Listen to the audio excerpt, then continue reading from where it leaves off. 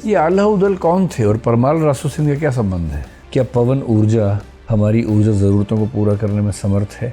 ये बताएं कि भारत में अभी तक कितनी बार महिलाओं ने बजट पेश किया है? क्या क्या आधार रखे जाते हैं किसी शहर को स्वच्छ मानने के? उत्तर प्रदेश में दो सबसे बुनियादी और सबसे बड़े चैलेंजेस प्रेजेंट कंडीशन में आपको क्या लगता है? उत्तर प्रदेश में डिफेंस कॉरिडोर कहाँ कहाँ आ रहा है?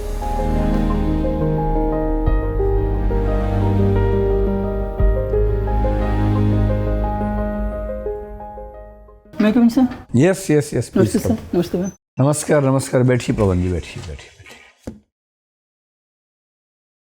तो पवन, आपका माध्यम इंग्लिश है या हिंदी है? हिंदी है सर। इंटरव्यू का? जी सर। और मेंस का क्या था? हिंदी ही था sir. And which place are you coming from? I belong to Hamirpur sir. Hamirpur of Himachal Pradesh? Hamirpur of Uttar Pradesh और region of Bundelkhand. So you are from very close to the place called Mahoba? Yes sir. तो आपने वीरता की कहानी तो सुनी होंगी बहुत सारी। जी सर। किस किस की सुनी है? सर वीरता की कहानियाँ, हमारा पूरा इतिहास वीरता की कहानियों से भरा रहा है और विशेषकर बुंदेलखंड की बात की जाए तो आल्हा उदल की वीरता की कहानियाँ प्रसिद्ध रही हैं।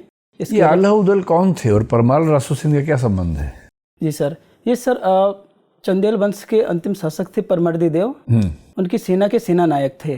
आल्हा उदल दोनों भाई थे और ये बनाफर अहीर थे और इन्होंने सर अपनी मातृभूमि की रक्षा के लिए अपना अल्टीमेट बलिदान दिया था सर। सुने कि आजकल भी वो आते हैं? सर ऐसी मान्यता है कि आल्हा अमर हैं। जैसे अगर नेटिव किसी बुंदेलखंड के किसी ज़्यादा वृद्ध व्यक्ति से आप बात करेंगे और अगर आपने उनको बोल दिया कि आल्हा मर चुके हैं तो वह आपसे पक्का झगड़ा कर लेंगे, क्योंकि वहाँ पे मान्यता है कि आल्हा अमर हैं और वो एक मदारन देवी का मंदिर है, वहाँ पे प्रतिदिन उनका बताया जाता है। वो मंदिर कहाँ है? जगह का नाम क्या है? सर ये बुंदेलखंड रीजन पे ही है और मुझे क्लियरली नहीं। शहर का नाम क्या है? बड़ा प्रसिद्ध मंदिर है वो। जी सर। जितने प्रसिद्ध आल्हा उदल हैं उतने ही प्रसिद्ध राजस्थान में भी एक जोड़ा है, मतलब पति पत्नी नहीं है, मामा भांजा जैसे या चाचा भतीजा। कोई कहानी सुनी है आपने? सर मुझे नाम याद नहीं आ रहा है लेकिन शायद मैंने उनका नाम सुना। गोरा बादल? जी सर, गोरा बादल सुना है। वो किस कहानी में है? कौन से युद्ध में उनकी भूमिका थी? सर वो मुगलों से लड़े थे, मुझे क्लियरली याद नहीं है सर। ऐसी और कौन कौन सी वीरता की कहानियां हैं? अगर आपको भारत के सबसे वीर योद्धाओं के नाम गिनने हों 5, जिनमें आल्हा उदल को एक मान सकते हैं, 2 नहीं मानेंगे, ऐसे 5 का नाम बताइए। सर आल्हा उदल पहला हो गया, इसके अलावा भगवान श्री राम हो गए और पांडवों में पांडव भाई। रामायण महाभारत छोड़ के बताइए। जी सर। तो सर इसमें सबसे पहले आल्हा उदल हो गए, इसके अलावा महारानी लक्ष्मीबाई हो गई और हमारे स्वतंत्रता संग्राम सेनानी हो गए उसमें, और सर मुझे ज़्यादा याद नहीं। जैसे आल्हा के बारे में ये ख्याति है कि वो कभी नहीं मरे, अमर हैं।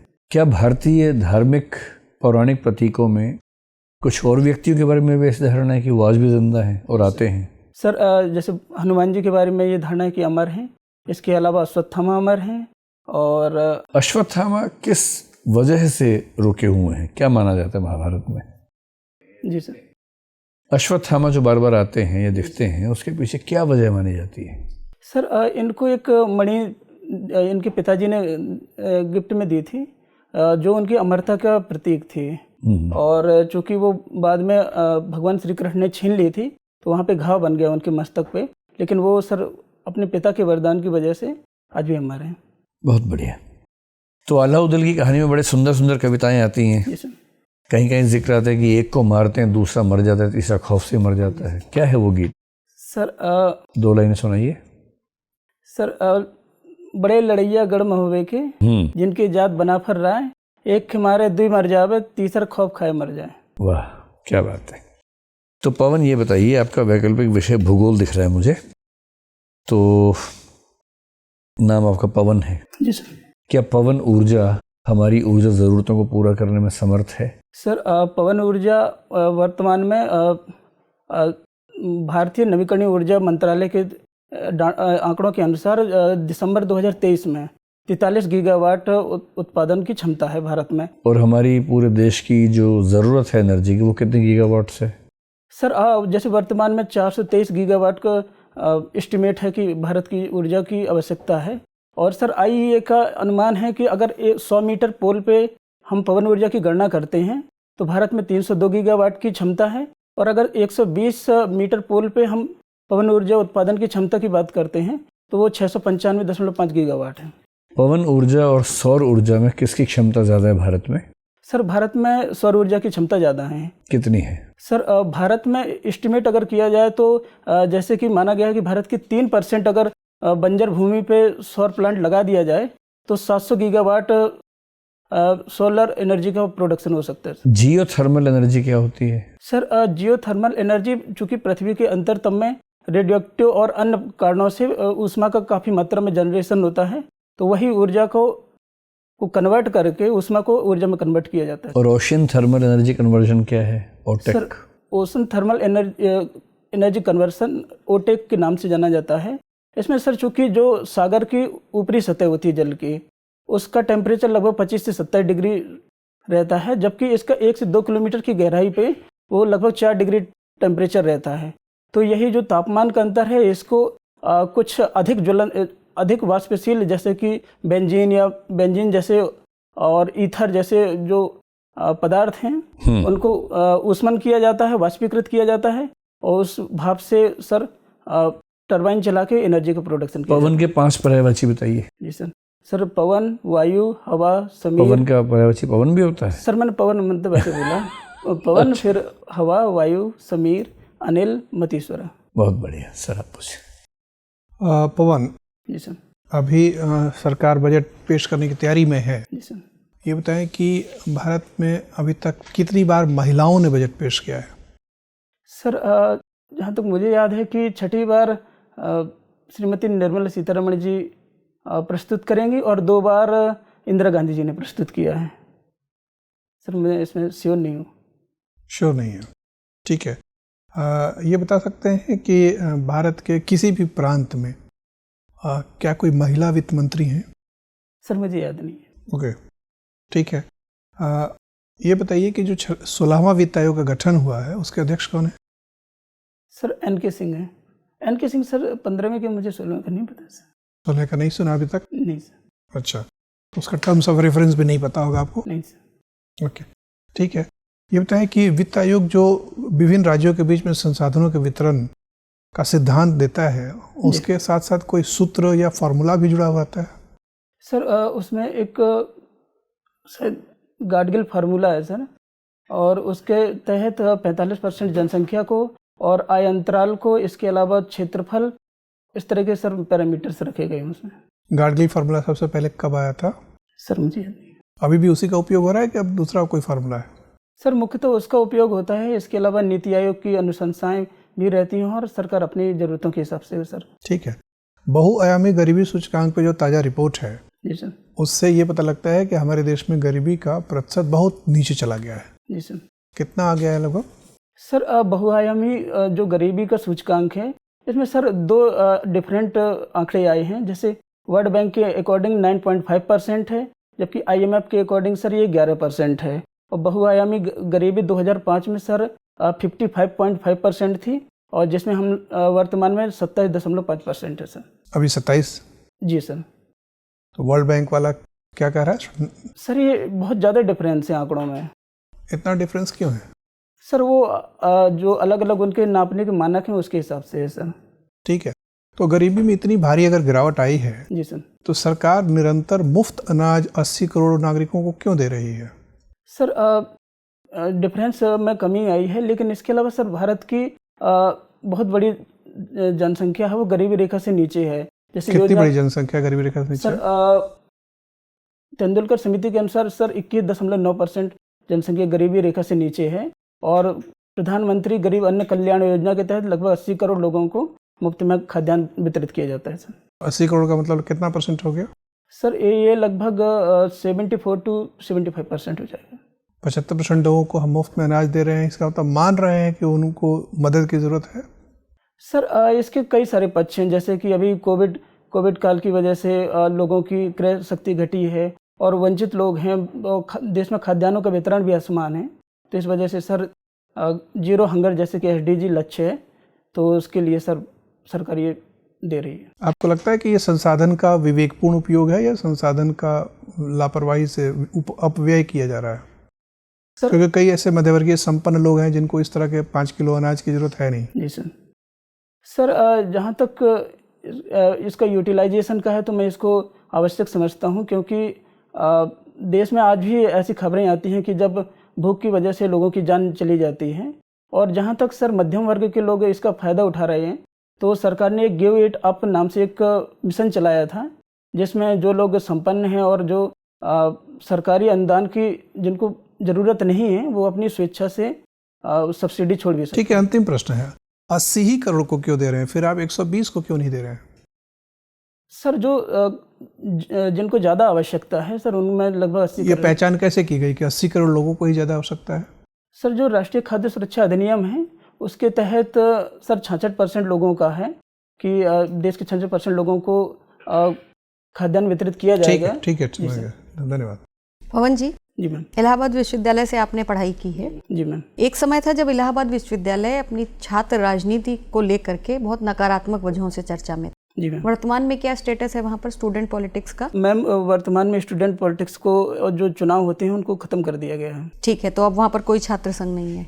मैम छात्र संघ औपचारिक रूप से नहीं है, लेकिन वहाँ छात्रों के संगठन हैं और वो काम भी करते हैं। ठीक है, मतलब चुनाव नहीं होता है। जी मैम। तो इन चुनावों को रेगुलर करने के लिए, इनमें सुधार करने के लिए स्टूडेंट पॉलिटिक्स में एक कमेटी आई थी। क्या आप अवगत हैं उस कमेटी के नाम से, और क्या कब आई थी? सर मैम आपने लिंगदो कमेटी का नाम सुना है? जी मैम। सुना है? जी मैम। कब आई थी? याद नहीं। अच्छा ठीक है, कोई बात नहीं। ये बताइए कि स्वच्छता सर्वेक्षण के आंकड़े अभी जारी किए गए, जिसमें उत्तर प्रदेश के 2 शहर जो गंगा नदी के किनारे हैं उनको शामिल किया गया। आप इस तथ्य से परिचित हैं? मैम मैंने रिपोर्ट देखी है लेकिन ज़्यादा डिटेल में नहीं देखी है, कोई बात नहीं। ये तो पता होगा आपको कि जो स्वच्छता सर्वेक्षण होता है उसकी हर वर्ष एक थीम निर्धारित की जाती है। जो आंकड़े अभी आए हैं उनमें क्या थीम थी? वेस्ट टू वेल्थ, कचरे से समृद्धि। ठीक है, क्या क्या आधार रखे जाते हैं किसी शहर को स्वच्छ मानने के? हम किसी शहर को स्वच्छ मानेंगे उसके लिए क्या क्या पैमाने रखे जाते हैं जिन पर देखा जाता है? मैम एक पैमाना ODF रहता है। इसके अलावा जो वेस्टेज है, अर्बन वेस्टेज है, उसका देखा जाता है। कचरे के संग्रहण का कितना प्रतिशत संग्रहण होता है वो देखा जाता है। इसके अलावा मैम लोगों में स्वच्छता के प्रति जो जागरूकता है इसका भी मैम उसको पैरामीटर में देखा जाता है। ठीक है, भूगोल आपका ऑप्शनल विषय है। आप मुझे बताइए कि अगर हम सबसे स्वच्छ शहरों की बात करते हैं और इंदौर लगातार उस रैंकिंग में नंबर 1 पे रहता है, प्रशासनिक और सामाजिक कारणों से इतर, क्या आप कोई भौगोलिक कारण भी देखते हैं कि वहाँ का भूगोल ऐसा है जिस वजह से वहाँ पर ये मेंटेन करना, सफाई मेंटेन करना आसान है? मैम जहाँ तक भूगोल एक कारणों का मुझे लगता है, वो इंदौर चूँकि अधिक पॉल्यूटेड नहीं है, वहाँ ज़्यादा इंडस्ट्रियलाइजेशन नहीं है, एक समतल। मध्य प्रदेश का सबसे ज़्यादा अगर उद्योग कहीं है तो वो इंदौर और उसके आसपास ही है मैम। लेकिन जो मेजर इकोनॉमिक जो इंडस्ट्री रीजन है उसमें इंदौर का नहीं नाम आता है। ये एक छोटा सा वो कहा जा सकता है इंडस्ट्रियल हब है वो। ठीक है जी मैम। तो एक तो ये हो गया कि वहाँ औद्योगिकरण की स्थिति थोड़ा कम है जैसा कि आप कह रहे हैं, और आप कोई विशेष भौगोलिक कारण नहीं देख पाते? मैम वहाँ पे हवाओं की काफ़ी तीव्रता रहती है, जिस वजह से एयर पोल्यूशन वहाँ पे काफ़ी कम रहता है। हवाओं की तीव्रता क्यों रहती है? मैम वो चूँकि काफ़ी ऊंचा क्षेत्र है, समुद्र तल से लगभग 300 फीट की ऊंचाई पे है, तो इस वजह से सर मैम उधर हवाएं काफ़ी तेज चलती हैं। श्योर हैं आप? जी मैम। ये बताइए कि प्रधानमंत्री सूर्योदय योजना, इसके बारे में पढ़ा है आपने? जी मैम। क्या है? मैम ये हाल ही में लॉन्च की गई योजना है, जिसके तहत भारत के 1 करोड़ जो घर हैं उनकी छतों पे सोलर रूफटॉप का इंस्टॉलमेंट किया जाएगा मैम। ठीक है, वर्तमान में भारत की सौर क्षमता कितनी है? मैम नवीन और नवीकरणीय ऊर्जा मंत्रालय के दिसंबर 2023 के आंकड़ों के अनुसार 76.5 गीगावाट उत्पादन के। आपको तैराकी करना पसंद है तो आप शौकिया तैरते हैं या आपने कभी किसी इवेंट में भी पार्टिसिपेट किया? शौकिया तैराकी करते हैं। कौन कौन से स्ट्रोक्स लगाते हैं आप? मैम मैं ज़्यादा एक्सपर्ट नहीं हूँ, लेकिन बैक स्ट्रोक और बेस्ट स्ट्रोक और फ्री स्टाइल और बटरफ्लाई में। अच्छा, जो लोग तैराकी करते हैं, जो प्रोफेशनली खेलते हैं, उनमें से किसी का कोई विशेष स्टाइल जो आपको बहुत पसंद आता हो, आप नहीं कर पाते हो लेकिन आप सोचते हो कि मैं भविष्य में ऐसे जरूर करूंगा? मैम माइकल फिलिप्स की मैं काफ़ी वीडियो देखा हूँ, तो उनका जो बटरफ्लाई का स्टाइल है वो मतलब बहुत शानदार लगता है जब वो तैरते हैं, तो मैं उसको मैम कोशिश करता हूँ। अच्छा, एक होता है जिसको बोलते हैं डॉल्फिन किक, आप जानते हैं उसके बारे में? मैम डॉल्फिन किक मुझे लगता है कि ये फ्री स्टाइल में रहता है, और मैं ज़्यादा आइडिया नहीं, कोई बात नहीं, थैंक यू सर। अभी आप माइकल फेल्प्स के बारे में बात कर रहे थे, कितने गोल्ड मेडल जीते हैं उन्होंने ओलंपिक में? सर उन्होंने टोटल 28 गोल्ड मेडल जीते हैं, जिसमें 23 स्वर्ण हैं, 2 सिल्वर हैं और 3 ब्रॉन्ज हैं। ऑस्ट्रेलिया में एक खिलाड़ी का बहुत ज़्यादा वर्चस्व रहा है, क्यों ऐसा है कि ये जो खिलाड़ी हैं उनका बहुत ज़्यादा, कहाँ से हैं, ऑस्ट्रेलिया से हैं? सर ये यूएसए के हैं। यूएसए। जी सर। तो क्यों इतना ज़्यादा वर्चस्व है इन खिलाड़ियों का, इन खास करके ऐसे गेमों में? जहाँ तक सर माना जाता है कि एक रिपोर्ट आई थी, तो उनका मेजरमेंट किया गया था माइकल फेल्प्स की बॉडी का, तो देखा गया कि जो मछली का एक स्टैंडर्ड साइज है उसके अकॉर्डिंग ये बहुत हद तक माइकल फेल्प्स का बॉडी मिलती है। इसके अलावा सर इनकी आर्म्स बहुत लंबी हैं, इनकी हाइट भी बहुत ज़्यादा है और आर्म्स इनकी काफ़ी लॉन्गर हैं, तो इस वजह से उनको एक्स्ट्रा बेनिफिट मिलता है सर। अच्छा पवन जी, आप हमीरपुर से आते हैं। जी सर। बुंदेलखंड का इलाका, ज्योग्राफिकली बुंदेलखंड इतना क्यों अंडर डेवलप्ड है, क्या कारण है इसका? सर इसके बेसिक रीज़न ये है कि ये सूखाग्रस्त क्षेत्र है, एक पठारी क्षेत्र है, और जिस वजह से यहाँ पे सर कृषि की काफ़ी समस्याएं हैं। इसके अलावा यहाँ पे सिंचाई की समस्याएं हैं और उत्पादन के ऊपर हेक्टेयर यहाँ पे काफ़ी कम है।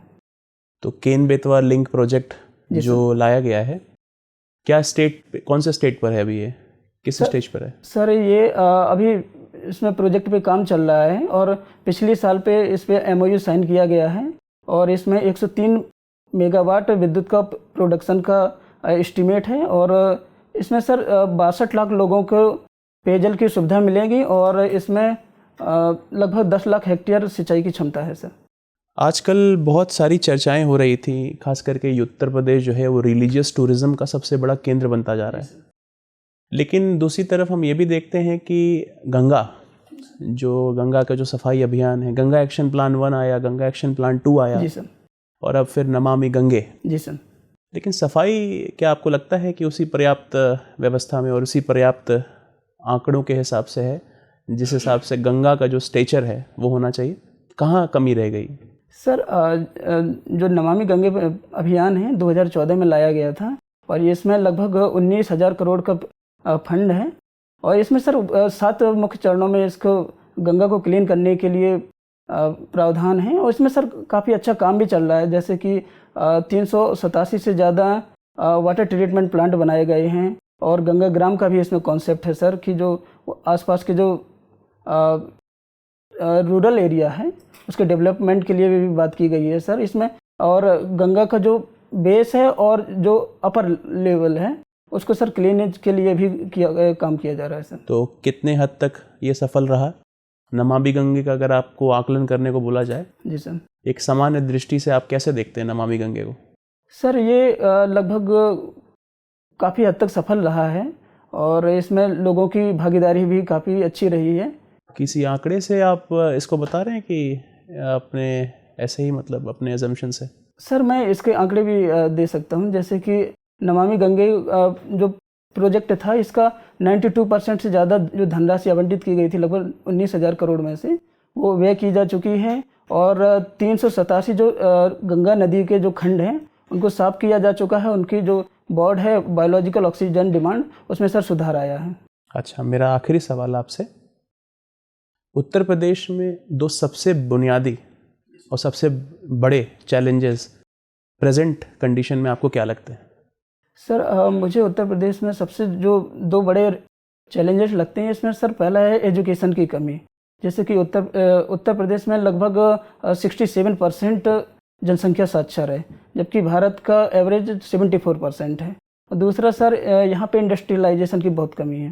तो कैसे ये सारी कमियाँ दूर होंगी, क्या करना चाहिए सरकार को? सर इसमें सरकार को एक फ्रेमवर्क बनाना चाहिए, और ईज ऑफ डूइंग बिजनेस के जो पैरामीटर्स हैं सर उनमें सुधार करके और कानून व्यवस्था को और बेहतर करके और निवेश को लाया जा सकता है। फिर भी उत्तर प्रदेश के मॉडल को इकोनॉमिक मॉडल बोला जा रहा है, आजकल चर्चा हो रही है बड़े विकसित राज्यों से। जी सर। ऐसा क्यों? सर अभी हाल ही में उत्तर प्रदेश देश की दूसरी सबसे बड़ी राज्यों पे अर्थव्यवस्था बना है और ये एस्टिमेट है कि 2025 तक सर उत्तर प्रदेश $1 ट्रिलियन की इकोनॉमी बन जाएगा। तो सर इस समय उत्तर प्रदेश का इकोनॉमी मॉडल, और चूंकि अभी हाल ही में उत्तर प्रदेश को एक्सप्रेस वे का स्टेट की उपाधि भी दी गई है। थैंक यू पवन जी। हाँ पवन, यस सर। अभी 26 जनवरी को सारे राज्यों की झांकियाँ निकली। जी सर। तो उत्तर प्रदेश की झांकी में क्या क्या था? सर उत्तर प्रदेश की झांकी में अयोध्या जो मंदिर है उसका और उसका एक वो था, और इसके अलावा उत्तर प्रदेश का सर पर्यटन के था, और इसमें सर एक राम मंदिर की भी एक, उसमें एक मशीन भी थी JCB, इसका क्या वो है औचित्य? सर जहाँ तक JCB है ये कानून व्यवस्था का एक सिंबल माना जा रहा है जो यूपी में कि एक्शन 8 वंस, मतलब एक्शन 8 स्पॉट कि अगर जो भी अगर स्पॉट। जी सर। अच्छा, तो ये बुलडोज़र जस्टिस जैसे इसको कहा जा रहा है, जी सर। तो इसमें एक मामला ये भी उठता है कि कलेक्टिव पनिशमेंट का। जी सर। तो कि जुर्म किसी ने किया अगर, और उनका मकान अगर इलीगल है तो उसको डेमोलिश किया गया, लेकिन उसमें और भी लोग रह रहे हैं, तो क्या कलेक्टिव पनिशमेंट सही है? सर अगर वैसे तो जो अपराध करता है उसी को दंडित किया जाना चाहिए, लेकिन चूंकि अपराधी अगर कोई व्यक्ति है तो उसके परिवार की भी कहीं ना कहीं भूमिका रहती है कि वो व्यक्ति अपराधी बना। और इसके अलावा सर जो अपराध करेगा उसके लिए वैसे तो सबसे बेहतर व्यवस्था ये होती है कि न्यायालय के द्वारा दंडित किया जाए, लेकिन चूंकि न्याय व्यवस्था में भारत में समय लगता है तो इंस्टेंट जस्टिस ठीक ही है। सर इसमें मुख्यतः इलीगल जो उनका इंफ्रास्ट्रक्चर डेवलप किए होते हैं उसको गिराने की वो करते हैं। ठीक है। ये बताइए कि उत्तर प्रदेश में डिफेंस कॉरिडोर कहाँ कहाँ आ रहा है? 6 जगह हैं। Yes sir. बताइए सर। उत्तर प्रदेश में डिफेंस कॉरिडोर आगरा और अलीगढ़, इसके अलावा कानपुर, लखनऊ और चित्रकूट और बांदा में, चित्रकूट और झांसी है सर। चित्रकूट और झांसी है, राइट। यहाँ एक भारत और रशिया का एक जॉइंट वेंचर भी है। किस चीज़ को मैन्युफैक्चर कर रहे हैं और कहाँ है वो? सर वो अमेठी में है। AK-207 जो AK-207 है, 203 है? 203 है सर। 203 राइफल है। अच्छा, मुझे ये बताइए, आपका शौक आर्चरी का है। जी सर। तो कंपाउंड आर्चरी और रिकर्व आर्चरी में क्या डिफरेंस है? सर जो कंपाउंड आर्चरी है इसमें मैकेनाइट बो का प्रयोग होता है, और इसमें रियर साइट, और इसमें से कौन सा ओलंपिक स्पोर्ट है? सर इसमें रिकर्व का यूज होता है ओलंपिक्स में। और अगर ये डिफरेंस आपको बताना हो कि कितनी दूरी से हम आर्चरी करते हैं? सर स्टैंडर्ड रहता है 70 मीटर सर। कंपाउंड में भी और रिकर्व दोनों में?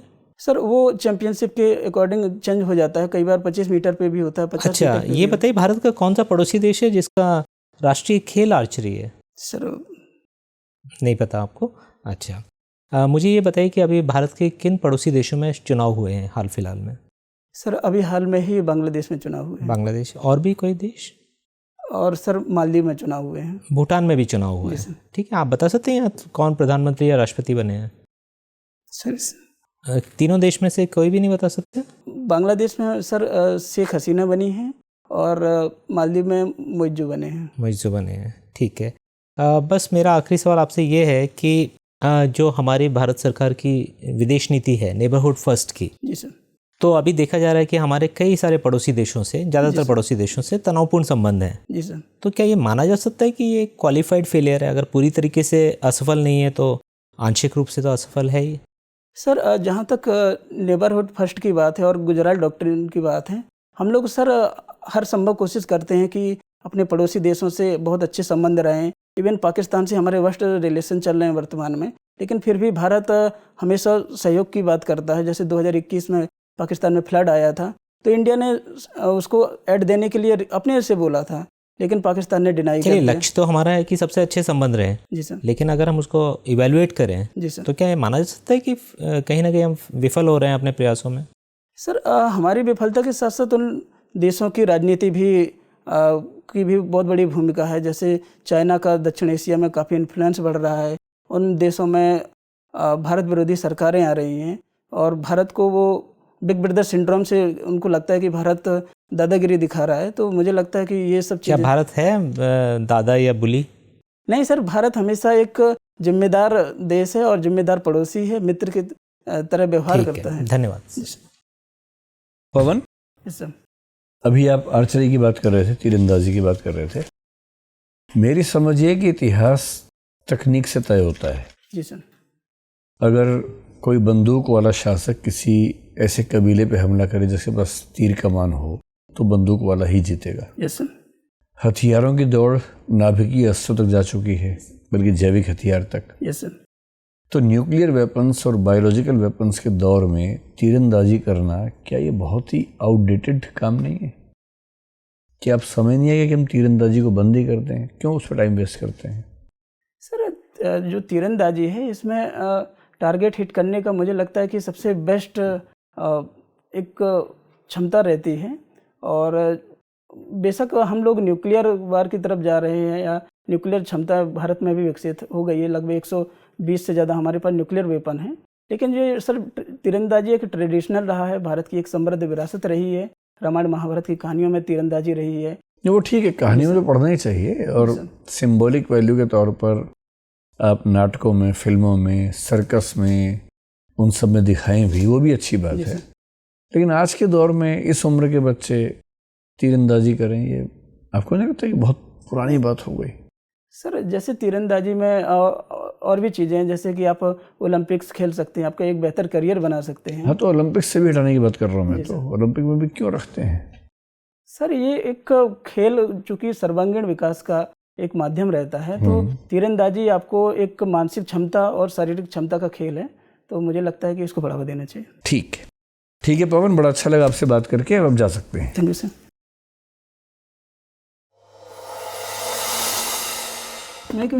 यस, आइए बैठिए। ये पवन आपका आईएएस का पहला इंटरव्यू यूपीएससी में? सेकंड है सर, पिछली बार भी दिया था। नंबर आए थे सर 172। हाँ, कितने नंबर से चूके थे? सर रिजर्व लिस्ट के वो देखा जाए तो 3 नंबर से सर। ओहो, और मेंस में कितने नंबर इस बार आने की उम्मीद है आपको? सर पिछली बार मेरा कम से कम 110 नंबर का छूट गया था। अच्छा। हाँ सर, शायद आपको याद हो, आपने कई बार मेरी कॉपी भी बंटवाई। आप वही है ना? जी सर, जी सर। 127 वाले? जी सर, जी सर। मुझे ध्यान आ गया था उससे बात करते हुए। बहुत बढ़िया आप लिखते हैं। पिछली बार नंबर कितने आए थे भूगोल में? सर 250 था। हाँ, और जीएस में? जीएस में सर 385 था। इस बार छूटा नहीं है? इस बार नहीं छूटा है सर। तो इस बार कितने अंक आने की उम्मीद है आपको मुख्य परीक्षा में? भूगोल में भी 250 ही मान के बताइए। सर इस बार मुझे लगता है कि काफ़ी इम्प्रूवमेंट हो जाएगा। जीएस में 400 प्लस जाना चाहिए सर। ठीक है। एस से? एस से सर पिछली बार 130 आया था, इस बार 130 से प्लस ही आएगा। 130 मानो ना, छोड़ो। 400, 530, और इसमें अगर 250 मान लें तो 780 बन रहे हैं लगभग, उससे ज़्यादा ही आएंगे, है ना? और आप जिस कैटेगरी से हैं उसके बाद अगर आपके 780 में 170 आ गए या 180 आ गए तो आप आईएएस बन रहे हैं आराम से। 175 पे बन रहे हैं आईएएस आराम से, है ना? बहुत बढ़िया। आज का इंटरव्यू आपका जो है हमारे हिसाब से one of the best interviews आज के पूरे दिन के। और अगर मैं बहुत ऑनेस्ट और ऑब्जेक्टिव होकर बोलूं तो आपका आज का इंटरव्यू 185 के आसपास का है। 190 भी हो सकता है। सर वो कुछ फैक्चुअल चीज़ें जैसे सर पूछे, मैं भी पूछी, तो उनमें सर अच्छा सर मैं पीसीएस में सिलेक्टेड भी हूँ अभी 2022 में। तो बताना चाहिए था ना। जी सर। सर मैं कई बार कोशिश किया लेकिन वैसा मौका नहीं मिल। अच्छा, शो में परिचय आपसे हमने पूछा नहीं, वरना हम जनरली पूछ लेते हैं। कोई बात।